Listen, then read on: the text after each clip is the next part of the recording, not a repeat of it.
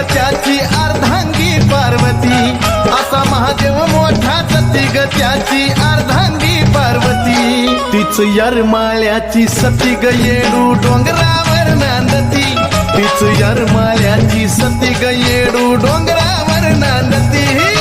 यरमाळ्याची सती ग येडू डोंगरावर नांदती, तीच यरमाळ्याची सती ग येडू